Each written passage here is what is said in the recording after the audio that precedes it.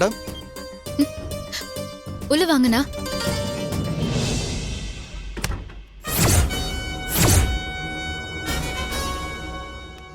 என்னாச்சுண்ணா?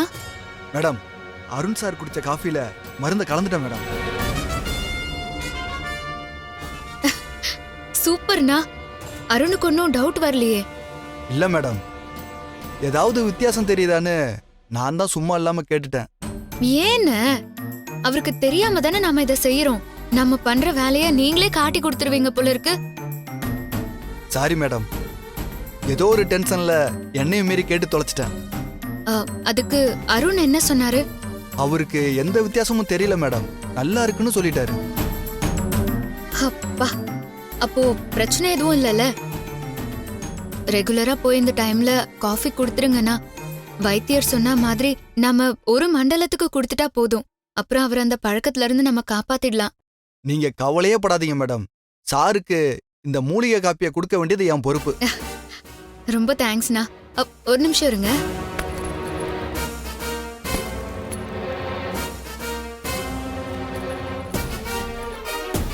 Madam என்ன பண்றீங்க? இல்ல, நீங்க எனக்கு பண்ணது ரொம்ப பெரிய விஷயம்னா. உங்களுக்கு நான் ஏதாவது பண்ணணும். அதுக்காக பணம் கொடுப்பீங்களா மேடம்? அண்ணா, தப்பா எதுவும் எடுத்துக்காதீங்கண்ணா. என்னால முடிஞ்ச எதையாவது செய்யணும்னு தோணுது. அதெல்லாம் ஒண்ணு வேணாம் மேடம், அருண் சார் எனக்காக எவ்வளவுதோ செஞ்சிருக்காரு. அவருக்கு திருப்பி செய்யறதுக்கு எனக்கு ஒரு சந்தர்ப்பம் கிடைச்சிருக்கு. அந்த சந்தோஷமே எனக்கு போதும் மேடம். வேற எந்த எதிர்பார்ப்பும் இல்ல மேடம். ரொம்ப தேங்க்ஸ்ண்ணா. நான் வரேன் மேடம்.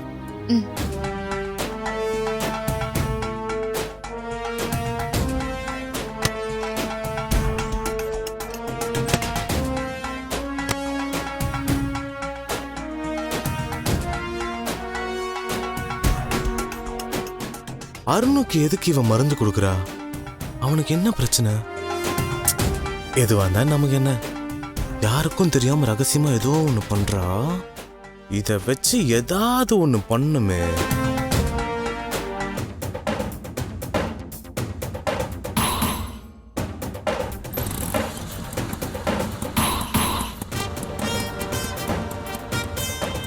போலாண்ணா. போங்கண்ணா. சரிங்க அம்மா, நான் போயிட்டு வரேம்மா.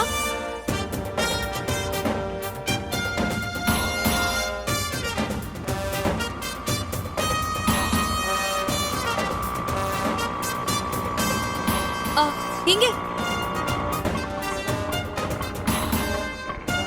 உட்காருங்கம்மா. போலாண்ணா.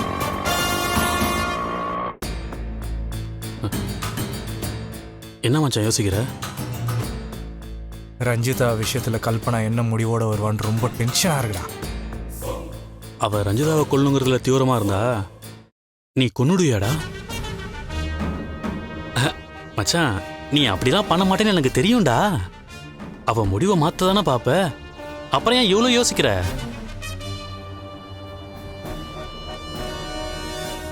இது தேவையில்லாத தலைவலிடா. ரஞ்சிதாவை எப்படி என் பக்கம் கொண்டு வருதுன்னு ஆல்ரெடி தலையை போட்டு பிச்சுக்கிட்டு இருக்கேன். இதுக்கிடையில இந்த மாதிரி பிரச்சனை எல்லாம் சமாளிக்கிறது நினைச்சாலே மண்டே. இங்க பாரு மச்சான், ரஞ்சிதா வேணும்னா இதெல்லாம் செஞ்சுதானே ஆகணும். இந்த எல்லா பிரச்சனைக்கும் காரணம் ரஞ்சிதா தான்டா. அவ என்கிட்ட சவால் விட்டது போதாதுன்னு கல்பனா கிட்ட வேற சவால் விட்டுருக்கா. அருண் அவளுக்கு கிடைக்கவே மாட்டான்னு வேற சொல்லியிருக்காடா. அந்த கடுப்புல தாண்டா கல்பனா அவளை கொல்லணும்னு துடிச்சிட்டு இருக்கா. லேடிஸ் சண்டையில மட்டும் நம்ம தலையை கொடுத்தோம், நமக்கு தான் பைத்தியம் பிடிச்ச மாதிரி ஆயிடும். புரியுது மச்சான், பார்த்து பக்குவமா கல்பனாவை டீல் பண்ணு. அவ சொன்னதை ஏத்துக்கவும் முடியாது, அவளை எதிர்த்தும் பேச முடியாது. அப்படி பேசினா அவ வேற யாருக்கிட்டையாவது அசைன்மெண்ட் கொடுக்கலாம்னு நினைப்பா. அவ முடிவை மாத்துற மாதிரி ஏதாவது ஒரு பிளானை போடி.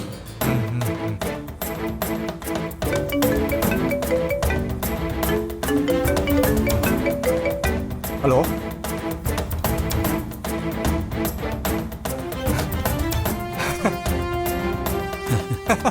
Sir sir super sir, super sir, ரொம்ப சந்தோஷம் சார். சரி சார், நான் அப்புறம் உங்களை வந்து பார்க்குறேன். யார் மச்சான் ஃபோன்ல? இவ்வளோ நேரம் டென்ஷனாக பேசிகிட்டு இருந்த திடீர்னு சந்தோஷமாயிட்ட. கல்பனாவை டீல் பண்றதுக்கு எனக்கு ஒரு வழி கிடைச்சிருக்குடா. சரி வா, நான் போகும்போது சொல்றேன். ம் வா. ம் வண்டி எடு.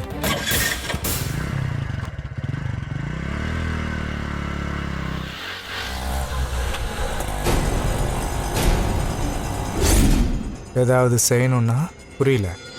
அவளை போட்டு தள்ளணும். போதுமா? கல்பனா ரஞ்சிதாவை கொல்லணும்னு சொன்னதுக்கு தீனையே அவ்வளோ கோவப்பட்டான். அவங்க 2 பேருக்குள்ள என்ன உறவு இருக்கும்?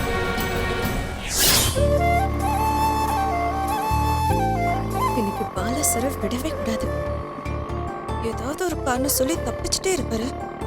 ஆனா இன்னைக்கு எப்படியாவது அவரை கன்வின்ஸ் பண்ணி எனக்கு வெளியே கூட்டிட்டு போக வச்சிடணும். ஈவினிங் வரைக்கும் அவரோட ஒன்னா கை கோர்த்துட்டு சுத்தணும். ரஞ்சிதா விஷயத்துல இன்னைக்கு தெளிவான முடிவு வந்துடணும்.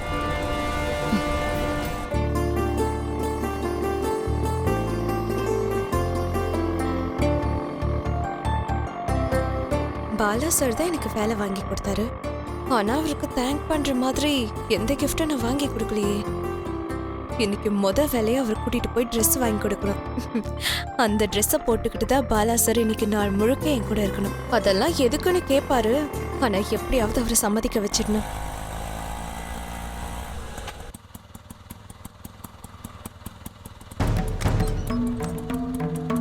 எவ்வளோ ஆச்சுண்ணா? 200 ரூபாங்க.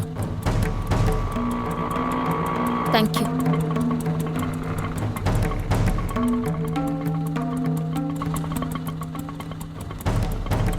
கல்பனா எதுக்கு இந்த ரெஸ்டாரண்ட் வந்திருக்கா?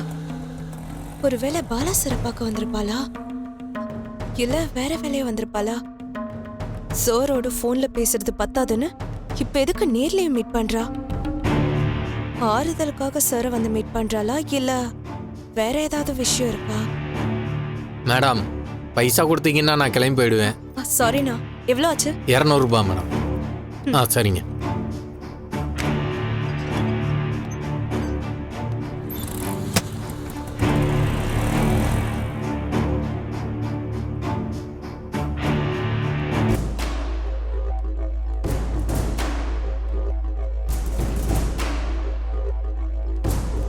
Hi sir. ஒரு நிமிஷம், நான் கூப்பிடுறேன். ஹாய் கல்பனா. வந்து ரொம்ப நேரம் ஆச்சா சார்? இல்ல இப்பதான் வந்தேன்.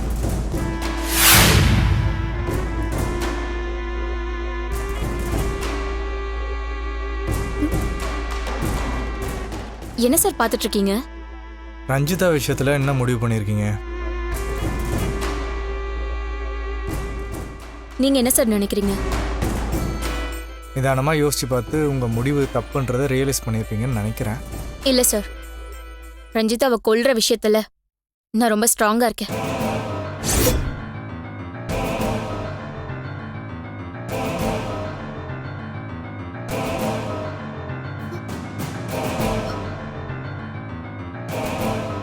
நீங்க பேசுறதெல்லாம் பார்த்தா நான் சொன்னதை பத்தி யோசிச்ச மாதிரி தெரியலையே.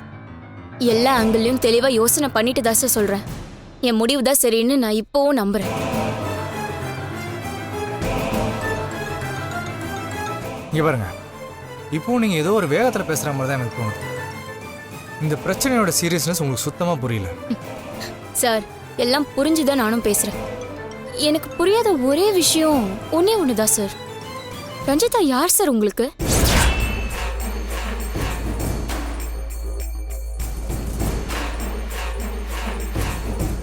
பதில் சொல்லுங்க சார். ரஞ்சிதாக்கும் உங்களுக்கும் என்ன சம்பந்தம்? சொல்லுங்க சார். எதுவும் இல்லை கல்பனா, ரஞ்சிதான்றது எனக்கு வெறும் பேர் மட்டும்தான். வித்யா தான் அவங்கள பற்றி அடிக்கடி சொல்லிட்டே இருப்பாங்க. அதை தாண்டி எனக்கு அவளுக்கு எந்த கனெக்ஷனும் இல்லை. அதான் உண்மைனா ரஞ்சிதாவை கொல்லக்கூடாதுங்கிறதுல நீங்க ஏன் சார் இவ்வளோ தீவிரமா இருக்கீங்க? இல்லை, நான் இப்போ பேசுறது ரஞ்சிதாவை காப்பாற்றுறதுக்காக இல்லை, உங்கள் நல்லதுக்காக. ரொம்ப ரொம்ப ரொம்ப சந்தோஷமான விஷயம் உங்கள் வாழ்க்கையில் நடக்க போகுது. இவ்வளோ நாள் நீங்கள் எதுக்காக காத்துட்டு இருந்தீங்களோ அது உங்களுக்கு கிடைக்க போகுது. இப்போ போய் கொலை கேஸுன்னு உங்கள் மேலே பிளாக் மார்க் விழுறது உங்கள் கெரியருக்கு நல்லதில்லை. எனக்கு புரியல சார். அருணை கல்யாணம் பண்ணிக்கிறத தாண்டி எனக்கு வேற என்ன சந்தோஷம் இருக்க முடியும்? இவ பாலா சார் கிட்ட இவ்ளோ சீரியஸா என்ன பேசிட்டு இருக்கா? இது என் மனசுக்கு சரியாவே படலையே. பேசாம 2 பேர்கிட்டயும் நேரவே போய் விசாரிச்சிடலாம். ஆமாம்மா.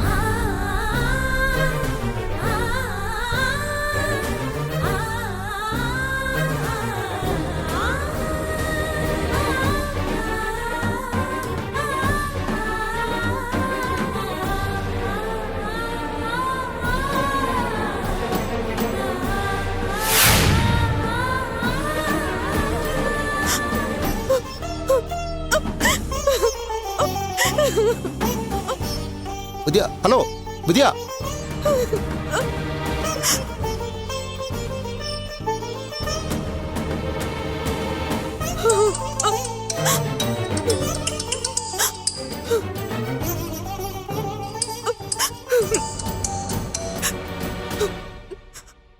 ஹலோ வித்யா வித்யா, என்னாச்சு?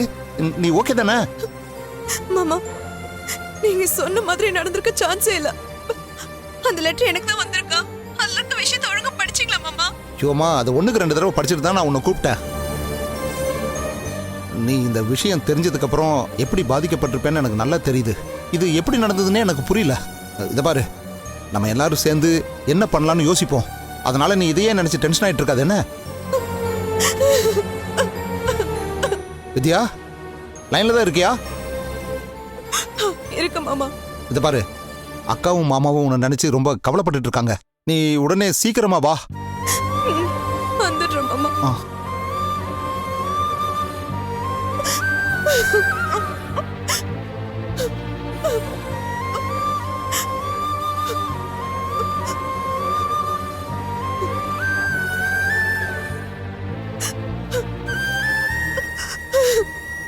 என்ன கல்பனா யோசிச்சிட்டே இருக்கீங்க? நான் சொன்னது புரிஞ்சுதா இல்லையா? சார்,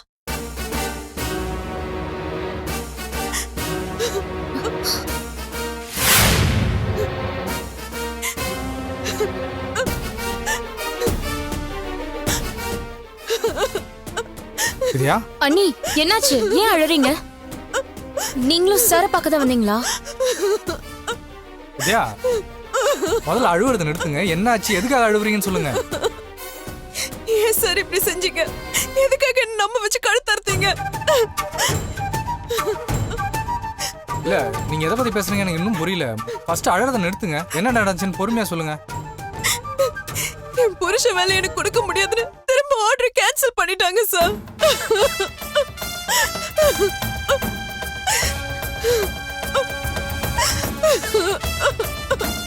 வித்யா, அது எப்படி நடக்கும்? உங்களுக்கு யாரோ தப்பான தகவல் கொடுத்துருக்காங்க.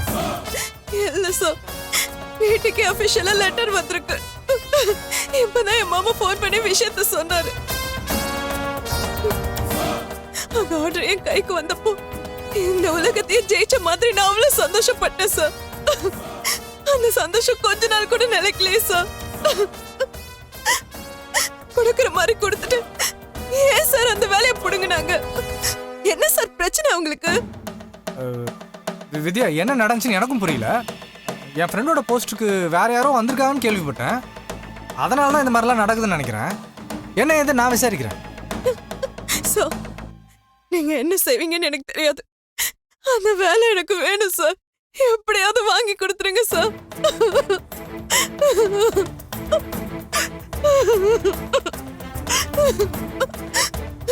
வித்யா, நான் ட்ரை பண்ணி பார்க்குறேன். ஆனா இப்போ என்னால் எந்த அஷூரன்ஸுமே கொடுக்க முடியாது. ரிசல்ட் நெகட்டிவாக இருந்தாலும் நீங்கள் தயவுசெய்து அப்செட் ஆகிடாது. இந்த வேலை இல்லைன்னா உங்கள் வாழ்க்கையே முடிஞ்சிருமா என்ன? ஊரில் கோடிக்கணக்கான வேலை இருக்குங்க. அது எனக்கும் தெரியும் சார். எந்த வேலையா இருந்தாலும் பரவாயில்ல நினைச்சிருந்தா நான் ஏன் சார் இவ்வளவு கஷ்டப்பட்டேன்? அந்த வேலையில சேரணுன்றது என்னோட கனவு சார். அதை வச்சுதான் நான் என் தொலைச்ச வாழ்க்கையை மீட் எடுக்க முடியும். அதை கைவிட்டு போச்சுன்னா என் வாழ்க்கை மொத்தமா முடிஞ்சிடும் சார். வித்யா, நீங்கள் எமோஷனலாக டிஸ்டர்ப் ஆயிருக்கீங்கன்னு எனக்கு புரியுது. நீங்கள் முதல்ல வீட்டுக்கு போங்க. நான் இப்போயே என் ஃப்ரெண்டை பார்த்து பேசிடுறேன். சார், என் வேலை எனக்கு கிடைச்சிடும் இல்ல சார்? கிடச்சிருவோன்னு பாசிட்டிவாக நம்புவோம் வித்யா. நீங்கள் அழாதீங்க ப்ளீஸ். கல்பனா, நீங்கள் வித்யா வீட்டுக்கு கூப்பிட்டு போங்க. அண்ணி வாங்க போலாம்.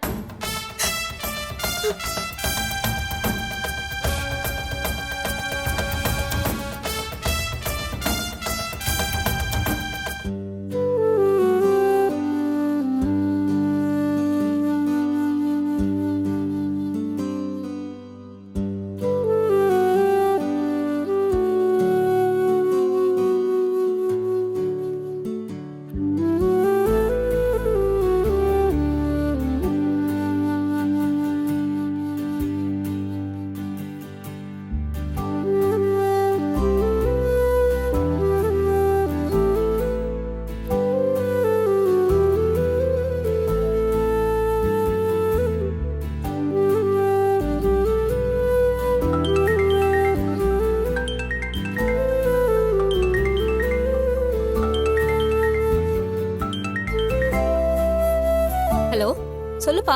பிஸியா இருக்கியா சுதா? இப்போ பேசலாமா? பேசலாம்ப்பா. ஷாப்புக்கு தான் கிளம்பிட்டு இருக்கேன். ஒன்றும் பிரச்சனை இல்லை. என்ன விஷயம் சொல்லு. அது நேத்து நைட்டு நீ சீக்கிரமாவே படுத்துட்டியா? இல்லப்பா, 11 ஆயிடுச்சு. ஆமா, ஏன் கேக்குற? இல்ல, அருண் வீட்டுக்கு வந்தப்போ நீ அவரை பாத்தியா? அவரு என்ன கண்டிஷன்ல வந்தாருன்னு உனக்கு தெரியுமா? அண்ணன் நார்மலா தான்ப்பா வந்தாங்க.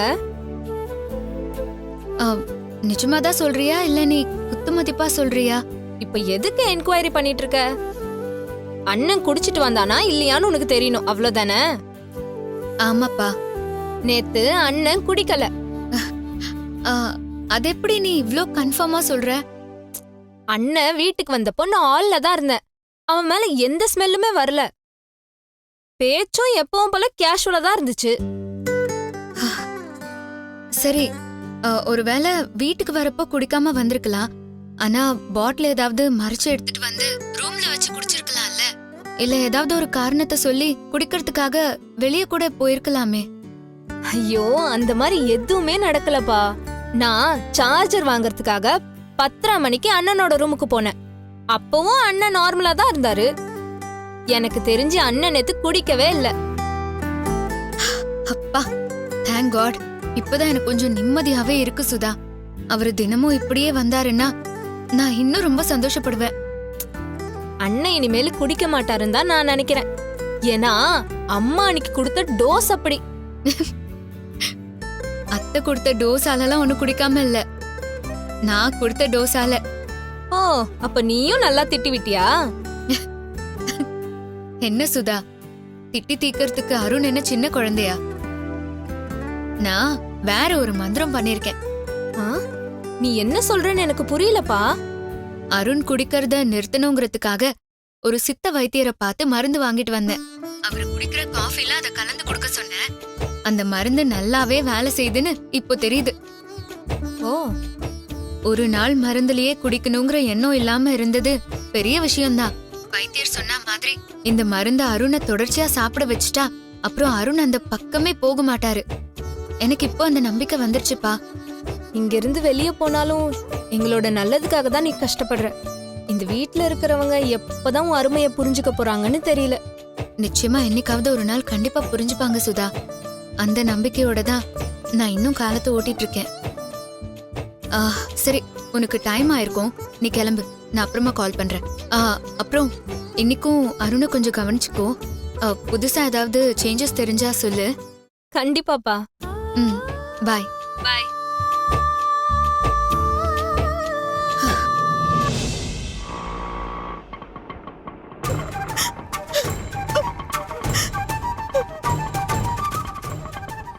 வித்யாவோட வாழ்க்கையில இப்பதான் நல்லது நடந்துருக்குதுன்னு மாமா. பார்த்தா அக்கா வந்துட்டா. மாமா, அந்த லெட்டர் எங்க? வித்யா,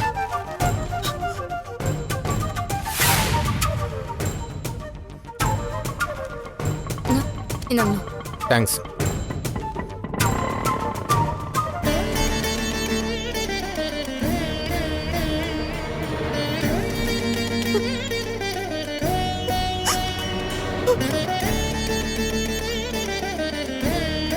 வித்யா, அதுல என்ன இருக்குன்னு சுந்தர் தான் சொன்னானேம்மா. நீ வேற அதை படிச்சு வருத்தப்படணுமா? உன் வேலை விஷயத்துல ஏதோ குழப்பம் நடந்துருச்சு. இத பார், மனசை தேத்திக்கிட்டு அதை ஏத்துக்கிற வழியை பாருமா. என்னம்மா பேசிட்டு இருக்கீங்க நீங்க? எனக்கு நடந்திருக்கிறது பெரிய அநியாயமா. எதுக்காகவா நான் இவ்வளவு தூரம் போராடி போலீஸ் ஸ்டேஷன்ல போய் அழைச்சு தெரிஞ்சேன்? அவங்களே ஆர்டர் கொடுப்பாங்களா? அவங்களே அதை பறிச்சுப்பாங்களா? இது என்ன விளையாட்டு விஷயம் நினைச்சிட்டாங்களாமா? வாழ்க்கைமா இது. அவங்க இஷ்டத்துக்கு என்ன வேணா பண்ணுவாங்க, அதை நான் வேடிக்கை பார்த்துட்டு இருக்கணுமா? என்னால அப்படிலாம் இருக்க முடியாதுமா. அந்த டிபார்ட்மெண்ட் ஹையர் அபிஷியல் மேல நான் கேஸ் போட போறேன். திரும்ப ஆர்டர் என் கைக்கு வர வரைக்கும் நான் யாரையும் விட மாட்டேமா. ஏய்,